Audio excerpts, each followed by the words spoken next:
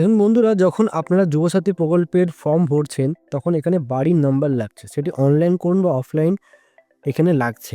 অনেকেই অফলাইনের ক্ষেত্রে ছেড়ে দিচ্ছে ব্ল্যাঙ্ক, কিন্তু এটি যারা অনলাইন করবেন ফর্ম ফিল আপ তাকে এইটি ছাড়লে হবে না, কারণ যখন অনলাইনে আপনি ফর্ম ফিল আপ করছেন তখন এখানে এরকমভাবে রেড অ্যাক্টিক সিম্বল আসছে, তার মানে এই অপশানটি না ফিল করলে ফর্মটি আপনি সাবমিট করতে পারবেন না। এখানে ইম্পর্টেন্ট তাহলে হচ্ছে যে হাউস নাম্বার বা পার্মানেন্ট আপনার যে বাড়ির নাম্বার এটি কীভাবে পাবেন, এটি পাওয়ার সবথেকে সহজ পদ্ধতি আমি আজকের ভিডিও তোমাদের সাথে শেয়ার করব। ঠিক আছে, সো বন্ধুরা ভিডিওটি অনেক হেল্পফুল হতে চলেছে, ভিডিওটি লাইক করে চ্যানেল সাবস্ক্রাইব করে যদি চ্যানেল নতুন হয়ে থাকো, কারণ এরকমই ইনফরমেটিভ ভিডিওস এই চ্যানেলে আপনারা সর্বদা পেয়ে থাকবেন। তাহলে চলুন বন্ধুরা জেনে নিই কী করে আপনারা আপনাদের বাড়ির নাম্বার পাবেন। দেখতে পাচ্ছেন বন্ধুরা, এটা কি আশা করি বুঝে গেছেন। আপনারা ভোট দেন, সেই ভোটের আগে বাড়িতে এই কাগজটি দিয়ে যায়, এই কাগজের মধ্যে এখানে লেখা আছে বাড়ির নাম্বার, একদমই ঠিক। তাহলে এই যে তালিকাটি, সেই তালিকাটি ডাউনলোড করাই আপনাদের মেন ইম্পর্টেন্ট কাজ। এখানে আপনাদের যে লিস্ট আছে সেটি ডাউনলোড করতে হবে এবং আপনার নাম খুঁজতে হবে, আর নামের পাশে আপনি এখানে বাড়ির নাম্বারটি পেয়ে যাবে। এটি এখন খুবই ইম্পর্টেন্ট হচ্ছে যুবসাথী প্রকল্পের ফর্ম ফিল আপের জন্য। গুগলে গিয়ে এখানে সার্চ করতে হবে ভোটার পোর্টাল, ঠিক আছে। এই সাইটটি চলে আসবে, এখানে ক্লিক করবেন, এই পেজটি ওপেন হয়ে যাবে। এই পেজটির ডিরেক্ট লিঙ্ক আমি নিচে ডিসক্রিপশনে দিয়ে দিয়েছি, একবার ক্লিক করলে আপনারা এই পেজে চলে আসবেন। ঠিক আছে, এখানে দেখতে পাচ্ছেন ডাউনলোড ইলেকট্রিক রোল, ঠিক আছে।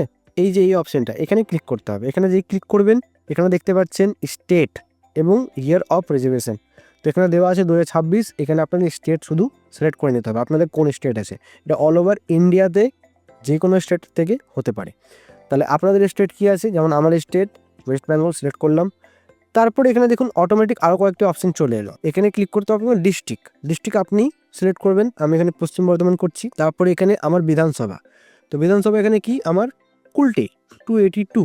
এখানে বিধানসভার নাম্বারও অনেকের কোশ্চেন থাকে কী করে জানবো আমাদের বিধানসভার নাম্বার কি। তো এই যে দেখতে পাচ্ছেন 282, এটা আমাদের বিধানসভার নাম্বার, ঠিক আছে। এখানে সিলেক্ট করলাম। এবার দেখুন এখানে অটোমেটিকলি এখানে সমস্ত যে স্কুলগুলোতে ইলেকশন হয় সেই স্কুলের নামগুলি চলে এসেছে। এখানে নিচে অপশান দেখতে পাচ্ছেন, পরপর আপনি এখানে দেখে নেবেন আপনাদের স্কুল কোনটি, ঠিক আছে। এখানে অনেকগুলি স্কুল রয়েছে, তো আমি এখানে যেমন এই স্কুলটি আমি এখানে সিলেক্ট করে নিচ্ছি, ধরুন এই স্কুলটি, ঠিক আছে, এই স্কুলটি। এবার এই স্কুলটিতে টিক করলাম, টিক করার পর এখানে দেখতে পাচ্ছেন একটা ক্যাপচা আছে, এই ক্যাপচাটি এখানে ফিল করতে হবে, ঠিক আছে, যেমন আছে সেরকম ফিল করবেন। এবার এখানে ডাউনলোড সিলেক্টেড পিডিএফ, ঠিক আছে, এটি যেই ক্লিক করবেন এই যে দেখতে পাচ্ছেন এটি ডাউনলোড হয়ে যাবে, ঠিক আছে। এই নাম্বারটি কোথাও লিখে রেখে নেবেন, কারণ পরবর্তীকালেও অনেক জায়গায় কাজে লাগতে পারে। আশা করি বন্ধুরা ভিডিওটি আপনাদের হেল্পফুল লেগেছে।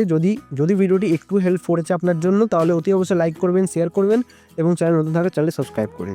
চলুন বন্ধুরা, দেখা হচ্ছে পরবর্তী এরকমই একটা ইনফরমেটিভ ভিডিওতে। ভালো থাকবেন, সুস্থ থাকবেন।